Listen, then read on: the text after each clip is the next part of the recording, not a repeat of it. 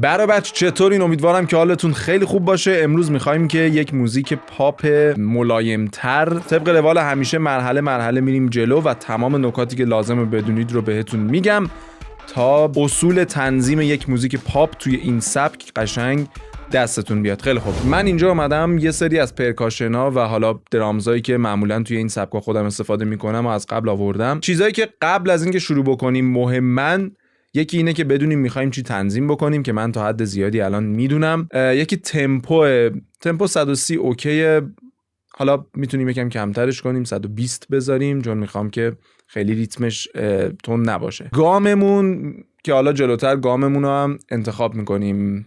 اینکه از کجا شروع بکنیم، من به نظرم این دفعه همین اول بیایم از مسترم چرا خاموشه، بیایم از همین آکوردامون شروع بکنیم. میخوام یه سری آکورد بچینم، میام از ادکتیو کیز استفاده میکنم. آموزش این پلاگین رو قبلا براتون گذاشتم، کسایی که ندیدید میتونید ببینید.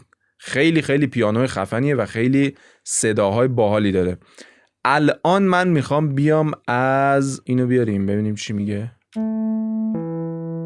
نه این بهتره، میخوام از این استفاده بکنم.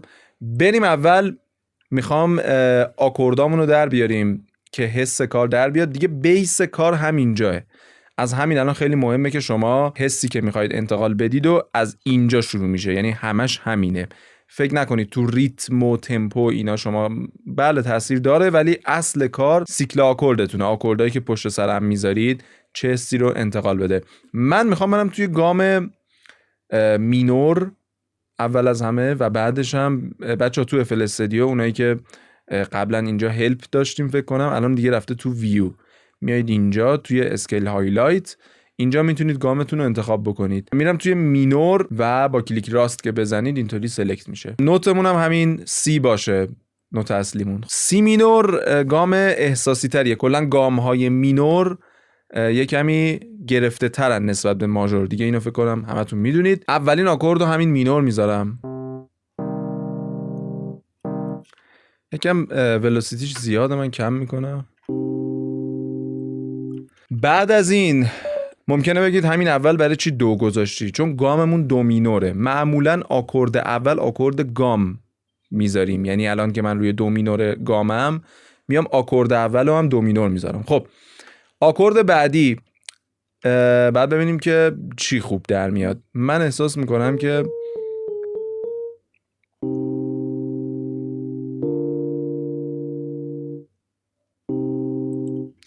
ببین الان این خیلی رفت بالا این نوت. اگه اون آموزش‌های تئوری موسیقی رو ندیدید ببینید، اینا همه رو توضیح دادیم. ما سعی می‌کنیم همیشه آکوردامون طوری باشه که نوتاش خیلی با هم فاصله نداشته باشن. مثلا این نوت من توی این آکورد الان خیلی فاصله داره با اینها. خب من اینو یه اکتاو میارم پایین‌تر که البته توی گامم نیست، اینو میاریم اول اینجا و اینو من یه اکتاو میارم پایین‌تر، اینطوری میشه.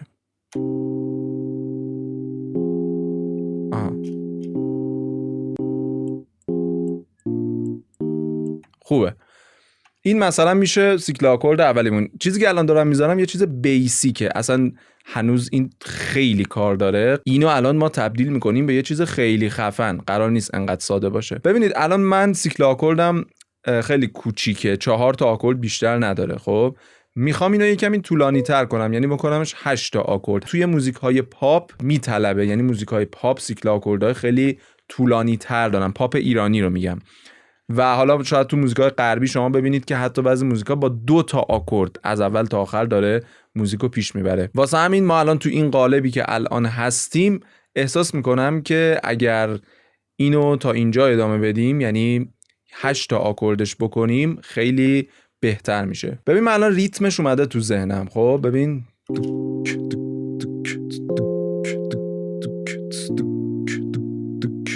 اوکی.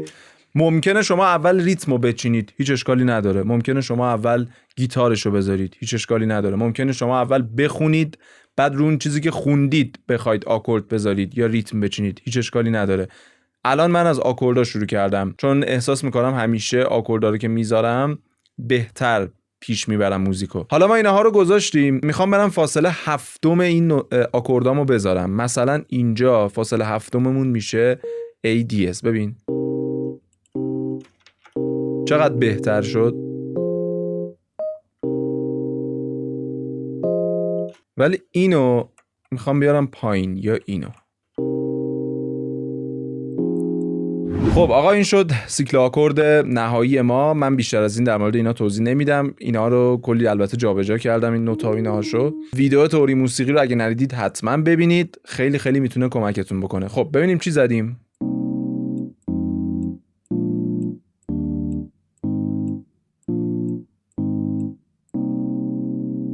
این الان اوکیه. خب ولی من الان میخوام یه حرکت خیلی باحالی روش بزنم. اگه یادتون باشه ما قبلا در مورد یه چیزی صحبت کردیم به اسم دامیننت دوم.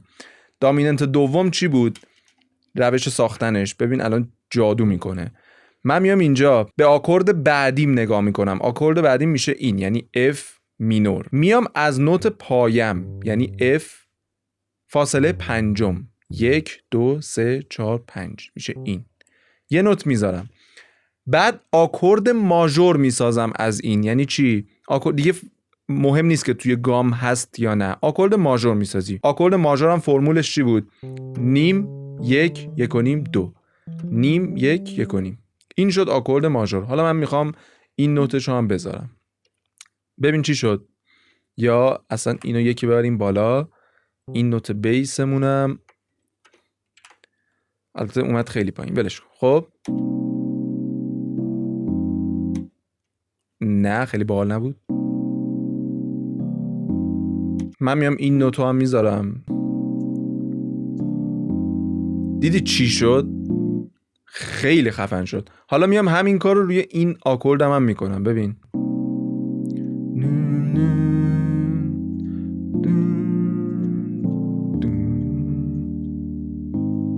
دیدی چقدر باحال شد؟ حالا اینو هم اگه بذاریم فکر میکنم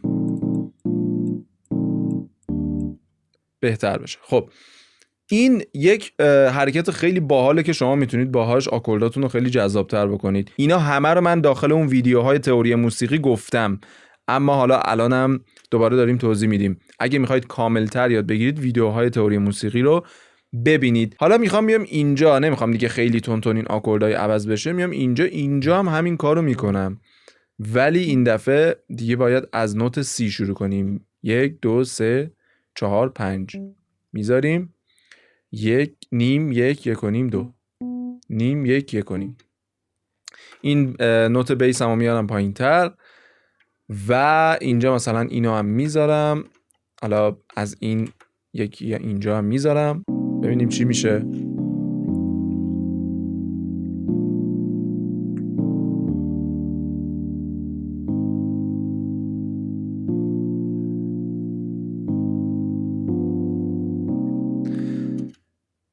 درسته ولی خیلی اون حسی که میخوامو نمیده. من دوست دارم که نوت بیسم رو اینجا بذارم، اینو پاک کنم. این خیلی بالاه. آها دون دون دون دون دون دون باحاله. تفاوت یه تنظیم حرفه‌ای با یه تنظیم عادی تو همین چیزای ریزه‌کاری. یکم تئوری موسیقی میتونه کارو از یه کار خیلی ساده تبدیل بکنه به یه کار خیلی حرفه‌ای. حالا اینجا ما یه سری کار دیگه داریم. مثلا چی؟ ببین تمام این ولوسیتی‌های من میبینی که با یه قدرت، یعنی انگار که خیلی کامپیوتریه. ما داریم یه موزیک پاپ ایرانی میسازیم و تو موزیک پاپ ایرانی خیلی مهمه که همه چی طبیعی و نچرال به نظر برسه، انگار که این پیانو رو یک نوازنده واقعا نواخته. اگر الکترونیک بود اوکی بود، میتونستیم همینطوری بزنیم بره، ولی چون موزیک پاپه دوست دارم که خیلی نرمتر بشه. من آلت و اس رو میزنم، ابزار استرومایزر برامون باز میشه و از اینجا میتونیم تعیین بکنیم که مثلا ولوسیتیامون ببین چطوری باشه. من این ولوسیتیمون رو یکم اینطوری میذارم و تایمینگمون هم ببین، اینو من هر چقدر بیشتر باز میکنم اینها استارتشون متفاوت میشه. رو همینقدر اوکیه. ببین الان شروع نوت هام همه نوت ها شبیه هم نیست، انگار که با انگشت نواخته شده، خیلی خیلی همه چی رئالتر و طبیعی تره. خب این شد از آکوردامون، بخش خیلی مهمیه واسه همین روش بیشتر زمان گذاشتم و قشنگ سعی کردم همه چی رو براتون توضیح بدم. مورد بعدی، البته ما اینجا یه ابزار دیگه هم داریم، رندومایز. بله میایم از اینجا ولوسیتی ها رو ببین، دوباره میتونیم باهاشون یکم بازی بکنیم، یعنی همینم الان یکمی کامپیوتریه با این رندومایزه. حالا من میخوام اینو لیر کنم، یعنی چند تا صدای دیگه هم بیارم که این صدای پیانوی من اینطوری تنها و خالی نباشه.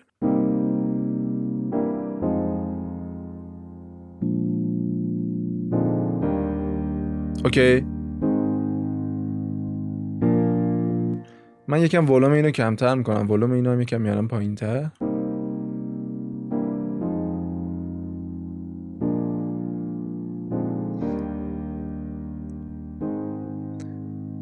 هنوزم جا داره، میخوام یه صدای دیگه هم بیارم دوباره از داخل نکسوس، ولی این دفعه میخوام یه کمی جنسش فرق بکنه که هارمونی قشنگتری بهمون بده، یعنی از لحاظ فرکانسی با پیانو متفاوت باشه که وقتی با هم دیگه اجرا میشن یه هارمونی قشنگی بهم بده. برای این کار میخوام برم داخل گیتارهای نکسوس، این که قطعا نیست،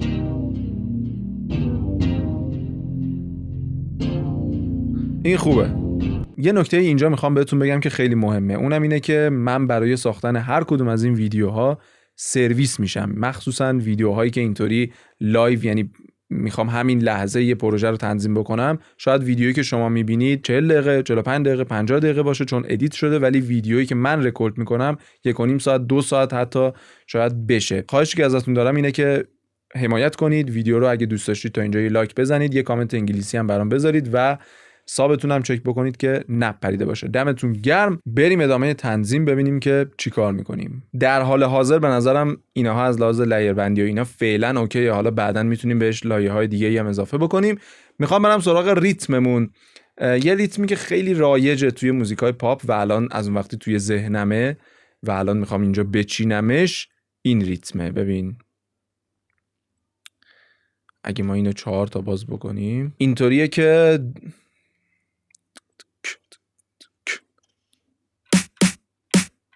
ببینین نوتمون اف دیزه. خب اف دیز توی گام ما نیست، نیم پرده میارمش پایین میشه اف. اوکی، الان اگر ما بیایم اینجا ببین، ما اینجا اف دیز توی گاممون نیست، اف توی گاممونه. این اسنیلی که من اینجا دارم اف دیزه، نیم پرده یعنی 100 سنت آوردمش پایین شد اف، یعنی اومد توی گامم. اینها هم خیلی مهمه که رعایت بکنید. خب حتی هایهتش هم بذاریم، بیایم یک پترن دیگه باز بکنیم، میشه رو همون پترن هم بچینیم ولی اینطوری مرتب تره. بعد میام اینجا، ببین خیلی بده که حتمون همینطوری همشون با یه ولوسیتی باشه. من میام سلکت میکنم این یکی در میون حتامو و ولوم بعضیاشون رو میارم پایین تر، بعد همه رو سلکت میکنم، یک میزان دیگه میارم جلو. خب ما یه اوپن هت هم داریم، پنش میکنم یکم به سمت راست، اینا هم پن میکنم به سمت چپ، ولومش خیلی زیاده.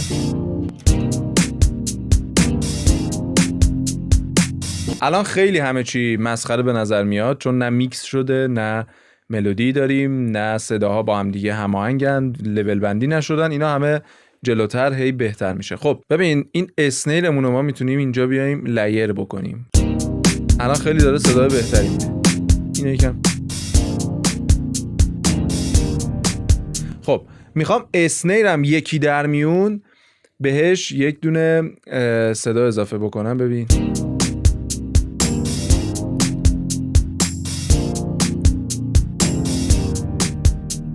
این باعث میشه که درامزم از اون حالت خسته کننده در بیاد و یه کمی روح بیشتری داشته باشه، یکم هیجانش بیشتر باشه. تو درامز یه چیزی که خیلی مهمه اینه که تکراری نباشه، یعنی درامزه هر چقدر طولانی تر باشه این پترن شما، یعنی تکرارش کمتر باشه، قشنگتره. الان من دارم سعی میکنم که از اون حالت تکراری درش بیارم. میخوام یه شیکر اضافه بکنم اینجا. به نظرم این مدل بهتریه. ببین یکی محکم بزنه، یکی آرومتر، یکی باز یکم محکمتر، یکی خیلی آروم. ببین این خیلی جذابتره. من اینو میارم اینجا، همینو دیگه سلکت میکنم. یه چیز دیگه، ما اینجا یه دونه شیکر دیگه هم داشتیم. میام اینجا این شیکرمونو چیکار میکنم؟ این شیکرمونو میارم بالا. میخوام این آخرش که میرسه 2 بار این شیکر بزنه. و ببین دیگه چی داریم اینجا. ببین این صدا باحالیه. میتونیم مثلا فکر کنم اینجا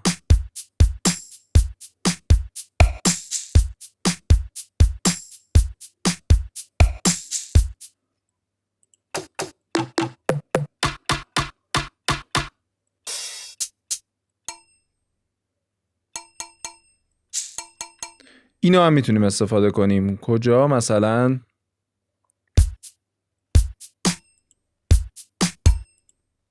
آره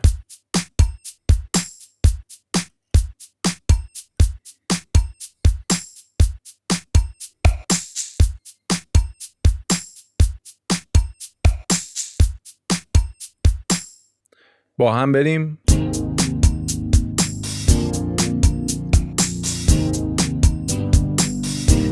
اینجا آکوردامون خیلی قشنگ شده. همین دامیننت دوم میبینی چی کار میکنه. یکم تئوری موسیقی بلد باشی میتونی از این رو به اون رو بکنی. اگر تئوری موسیقی بلد نمی بودی میومدی چیکار میکردی؟ این آکوردا رو همینطوری میذاشتی. ببین اینطوری میذاشتی و حتی این فاصله هاش هم نمیذاشتی. یعنی فاصله های هفتم یا نهمی که ما اینجا گذاشتیم هم نمیذاشتی. همینطوری خشک میذاشتی، میرفتی و یک سیکل آکورد خیلی معمولی و ساده میشد. ولی الان اصلا یک دنیای دیگه ای شد. ریتممون هم حالا یکم کامل کردیم. نمیخوام برم سراغ میکس و مستر. برای میکس و مستر دوست دارم آموزش‌های دیگه‌ای بسازم. الان فقط میخوایم در مورد تنظیم صحبت بکنیم. یه چیزی که الان اینجا کمه چیه که تو موزیکای پاپ خیلی زیاده؟ گیتار.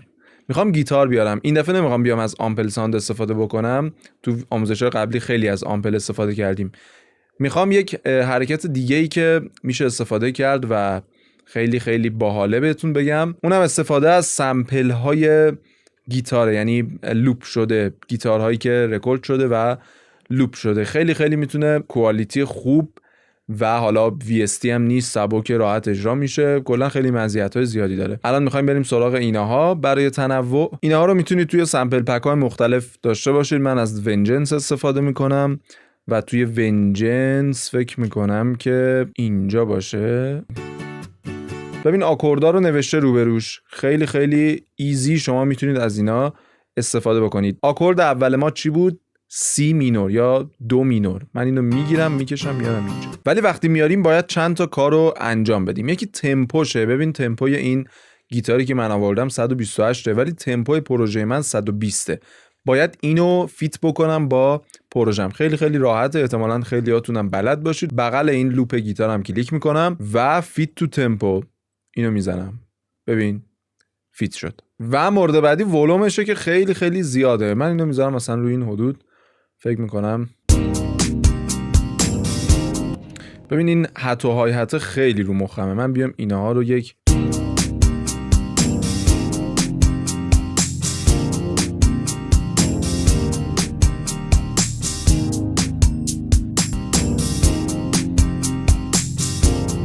ما آکورد اولمون سی مینور بود. آکورد بعدیمون اگه اشتباه نکنم اف مینور بود. درسته؟ بله اف مینوره. بعد باید بیایم دوباره این سمپل و اف مینورش رو بیاریم. ببین اینجا اف مینور رو پیدا میکنی، میکشی میذاری اینجا. نکته که وجود داره، ببین من اینو میام میذارم، فیت تو تمپو رو میزنم، نمیام اینو اینطوری بذارم، میام از اول و آخرش رو میبرم که ادامه همون حساب بشه. ببین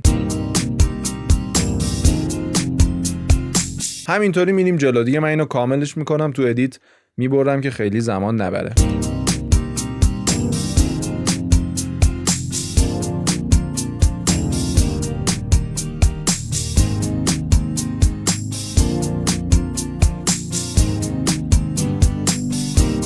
اینجا شو دیدی؟ خیلی مهمه که این آکورد گیتاره هم با همین آکوردای پیانومون عوض بشه. توی این اندازه باید عوض بشه. حالا اینجاها ببین یهو مثلا یه میزان کوچیک اینجا تغییر میکنه، اینو عوضم نکردیم خیلی مهم نیست، ولی اینجا دیگه 2 تا میزان این آکوردمون عوض میشه. پس من گیتارم هم اومدم باهاش عوض کردم. خب میام اینها رو سلکت میکنم و میکشم میذارم برای پارت بعدیمونم باشه. ما میتونیم گیتار الکتریک هم استفاده بکنیم به همین صورت. همینجا من فکر میکنم که یه گیتاری هستش که من خودم خیلی دوست دارم. چرا؟ چون اینه مال موزیک شادمهره، حالت نوستالژی داره برام و احتمالا شما هم میشناسید. ببین این روزگار بد کرده با قلبم، این همونه. میتونیم مثلا اینو اینجا استفاده بکنیم برای حالا این ویدیو. اگه بخوایم ترک نهایی باشه که سعی میکنم از گیتاری استفاده بکنم که یونیک تر باشه، کمتر جای شنیده شده باشه. سی مینور دوباره میذارم اینجا، به همون صورت هیچ فرقی نمیکنه. میام اینو فیت تو تمپو 128 اینو میارم اینجا، ولومش هم کمتر میکنم. ببینیم اینم به این شکل.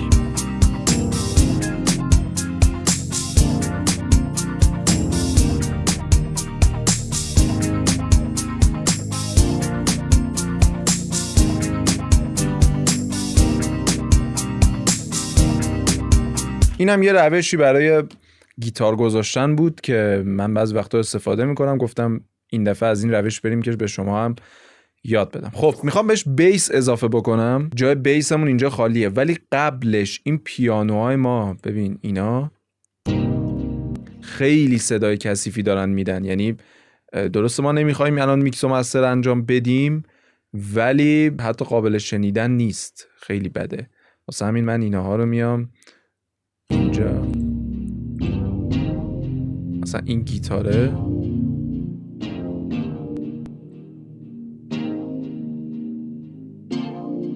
ما چون الان میخوایم بیس هم اضافه بکنیم و اگر اینها این باش خیلی بیسشو نمیگیریم، اگر اینها هم فرکانس لو داشته باشن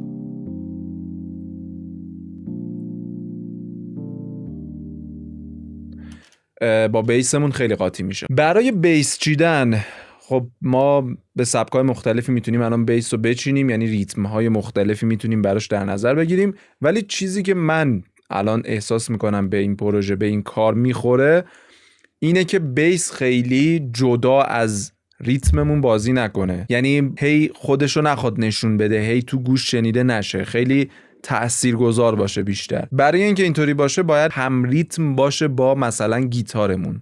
من الان میخوام همچین کاری بکنم. میام اینجا یک بیس خیلی بیسیک، یعنی یه بیس خیلی ساده انتخاب میکنم. میشه بیس‌های بهتری هم انتخاب کرده، ولی باید یکم وقت بذاریم یا خودمون بریم بسازیم. من الان با این بیس اوکی هم همیشه خوب جواب میده. خب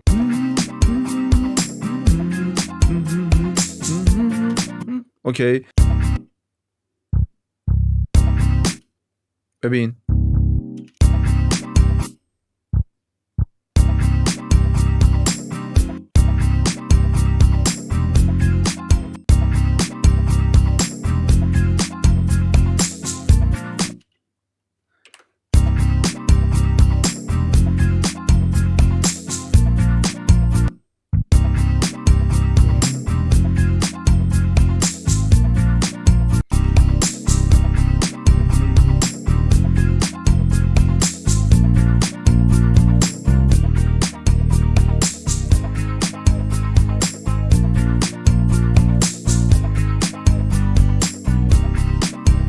توی این قالبی که ما داریم کار میکنیم معمولاً بیس خیلی خودنمایی نمیکنه. توی این سبک موزیک بعضی موزیک ها بیس تمرکز اصلی روشه، یعنی خود بیس هی بازی میکنه، هی خودش رو نشون میده. اینجا نه، اینجا بیشتر میخوایم فضا رو پر بکنه و فرکانس های بیس بهمون بده و یه کمی کار رو از اون حالت خلوتی در بیاره. میرسیم به ملودی. میخوایم یک ملودی روی این بچینیم. حالا فرض کنیم اینجا جاییه که خواننده داره میخونه و اینجا بخش دراپ کارمون باشه. حالا ما بخش خواننده‌ش رو که نداریم الان که یه خواننده بیاد بخونه، ولی بخش دراپش رو میتونیم اینجا بسازیم. من دوست دارم تو این کار معمولا از سازهای، حالا اینجا یا گیتار میتونیم بیاریم یا یک چیز ساز بادی مثل فلوت بیاریم یا یه ساز زهی آرشه‌ای مثلا مثل ویالون. اینا همه این سازا بهترین حالتش اینه که زنده نواخته بشه، ولی ما اینجا حالا میخوایم با VST در بیاریم، احتمالاً خیلی حالا کوالیتی بالایی نمیده. من میام داخل کانتکت ببینیم اینجا چی بهمون میده. مثلا اینجا چند تا ساز زهی ما داریم. بریم با همین ببینیم ملودی چی میتونیم بزنیم. من یه چیزی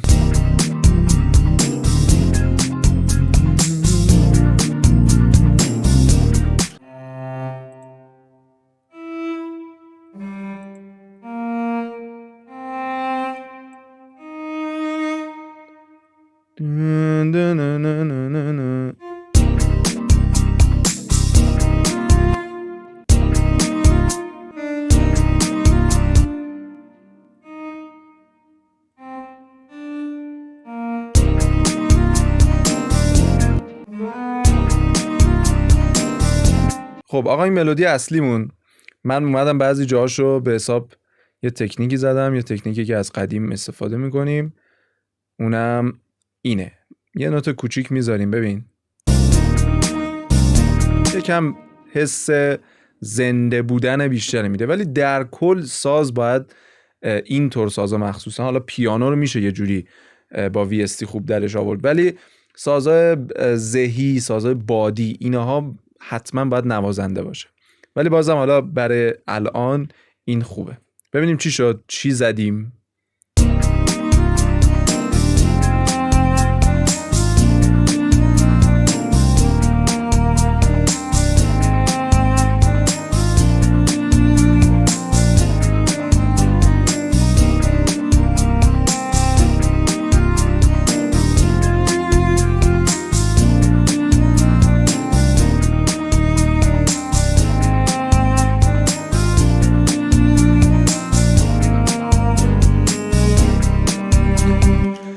خوبه، من راضیم ازش. بریم که میخوام یه کمی شلوغ‌ترش بکنم. یعنی این الان خیلی خشکه، فقط یک ساز میاد و هیچ جواب و چیزی هم نداره. یه چیزی که توی موزیکای پاپ خیلی رایجه همین جواب دادنه، حالا چه با گیتار چه با ساز دیگه. من الان نمیخوام گیتار استفاده بکنم، خیلی دیگه از گیتار استفاده شده توی آموزشا. میخوام بیام اینجا یک VSC داریم اینجا، اوده فکر میکنم. با این میخوام جواب بذارم برای این، یعنی میخوام جواب ملودی بذارم جاهایی که این ساز زهیمون داره نواخته میشه، این اودمون بیاد و جواب بده.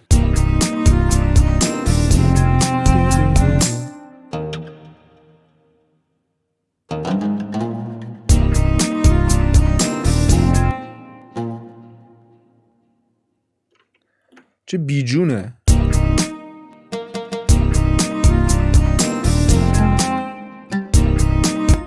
کم ولوم بهش بدیم.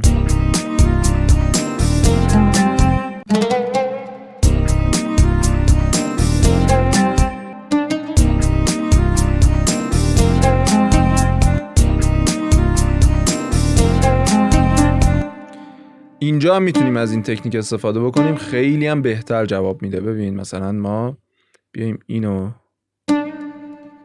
یه نوت اینجا بذاریم، ببین خیلی بهتر شد. ببینیم چی شد. الکی من چیز کردم.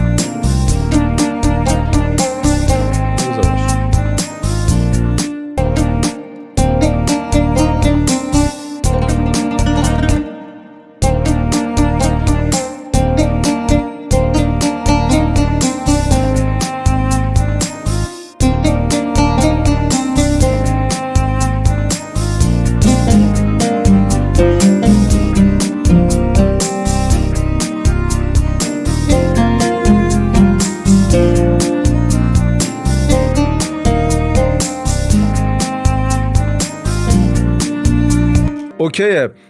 من میخوام یک چیز دیگه هم بهش اضافه بکنم. ببین حالا من اینو یه پترن براش بسازم بیارم. یک ساز دیگه که تو موزیکای پاپ خیلی استفاده میشه استرینگ اینه.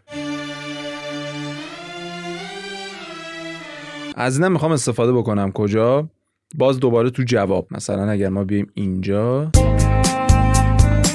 از پارت دومش میخوام بیاد تو کار.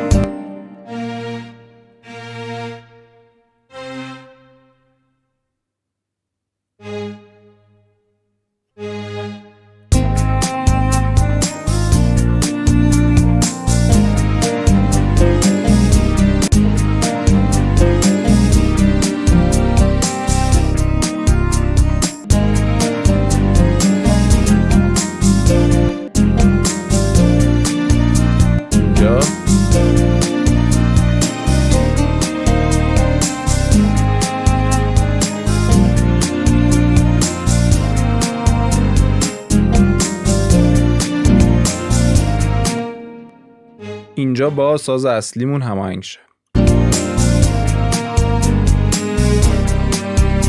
ببین این VST نکتهش اینه که یک کمی باید این نوت قبلی بره رو نوت بعدی که اون حالت اسلایدو بگیره به خودش، یعنی سر بخوره بره تو نوت بعدی. قشنگیش به اینشه. ببینیم چی شد.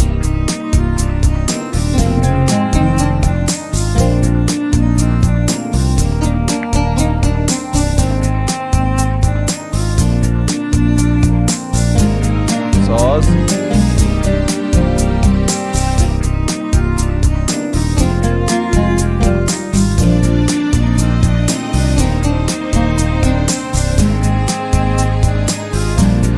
خوبه.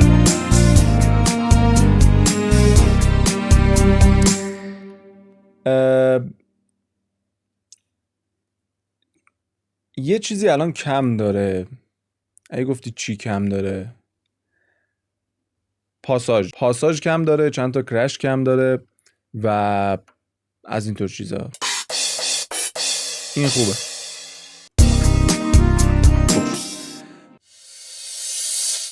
این هم خوبه. اینجا بعد یه اتفاقی بیفته. ببین اینجا یک پاساژ میخوام بسازم. من استاد پاساژ ساختنم. خیلی مرده است. میام اینجا اینو میارم مثلا روی اوکی حالا بهتر شد. و یه کمی هم فکر میکنم طولانیه. کات ایت سلفش هم فعال میکنم.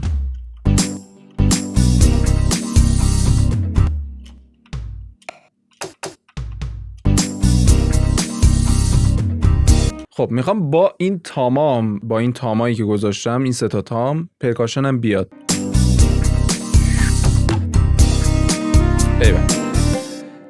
فقط احساس میکنم این تاما میتونه ولوسیتیاش یه کمی اینطوری باشه. ببین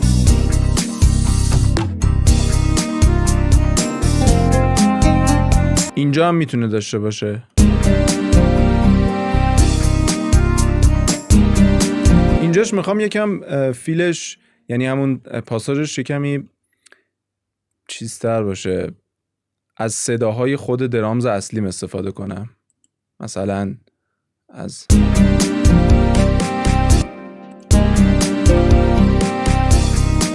یا میتونیم از اینا هم استفاده کنیم. اینجاشو دارم واقعا همینطوری میذارم. شاید خیلی بهترین حالت ممکن نباشه ولی خب برعکس شد.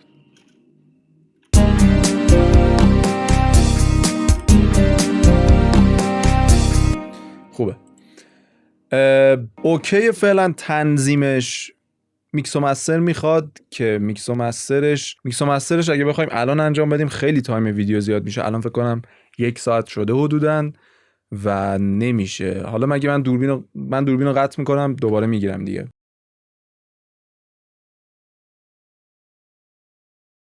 آقا من میکس و مستر اینو کاملتر کردم در حدی که الان بتونیم بشنویم و الان فکر کنم 1 ساعتی نزدیک شاید 2 ساعت از اون لحظه‌ای که تنظیممون تموم شد گذشته. من رفتم یه چیزی هم خوردم، جاتون خالی. خوب شد در حدی هستش که الان بشنویم ببینیم که چی شده.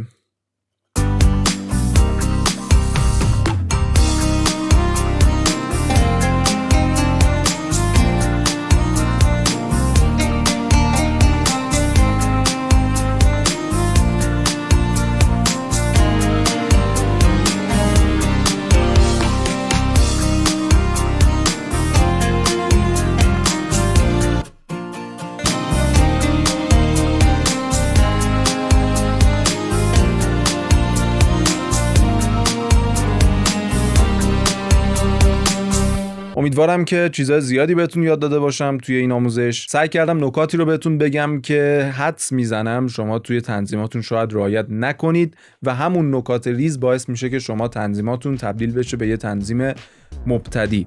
الانم اینجا براتون ویدیو بزرگترین اشتباهاتی که توی تنظیم معمولاً انجام میدید و میذارم که واقعاً من خودم بعضیاشو خیلی طول کشید تا فهمیدم، یعنی سالها اون اشتباهات رو انجام میدادم. ببینید حتما که خیلی میتونه به تنظیماتون کمک بکنه و تنظیمای خیلی حرفه‌ای تری بزنید از این به بعد. تا ویدیو بعدی میبینمتون.